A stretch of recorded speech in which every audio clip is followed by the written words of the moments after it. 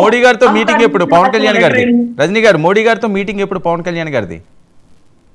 Sir adjust చేస్తారు sir, ముందే తొందర ఎందుకు? In front there is a crocodile. Time లేదు కదండి, సమయం లేదు మిత్రమా అన్నట్టున్నాయి. ఆంధ్రప్రదేశ్ ఎన్నికలు 10వ తేదీ ఏదో నోటిఫికేషన్ అంటారు.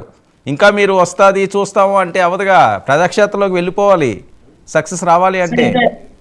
ఆల్రెడీ అభ్యర్థుల ఎంపిక ఖరారైపోయింది. ఎవరు ఊహించని వ్యక్తులు అభ్యర్థులుగా రాబోతున్నారు.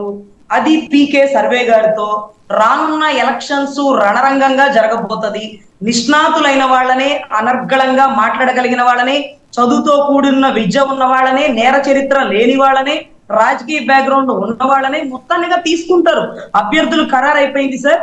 సంక్రాంతికి ముందుగానే అభ్యర్థుల ఎంపిక జరగబోతుంది. అదేంటి ఇంకా ఇద్దరు నేతలు మాట్లాడుకోవాలి, ఎవరు అభ్యర్థులు చూడాలి అంటున్నారు. మీరు ఏమైనా ఖరారు అయిపోయిందని స్టేట్మెంట్ ఇస్తున్నారు?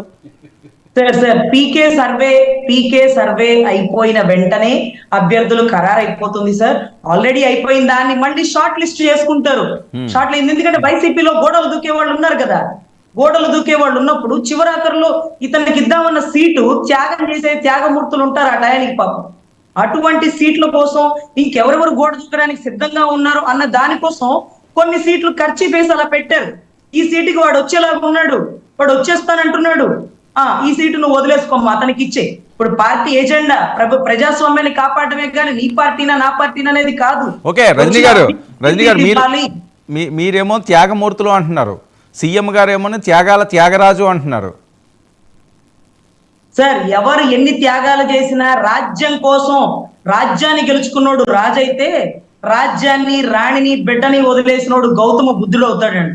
మనందరికీ తెలిసిందే కదా. ఒక యోగి అవుతాడు, ఇలాగ పుళ్ళుతో కుతంత్రంతో ఉన్నవాడు రోగి అవుతాడు, అక్రమంగా సంపాదించుకున్నాడు భోగి అవుతాడండి. మా నాయకుడు ఎప్పుడు యోగి, త్యాగి అని మేము అనుకుంటున్నాం. Right, okay.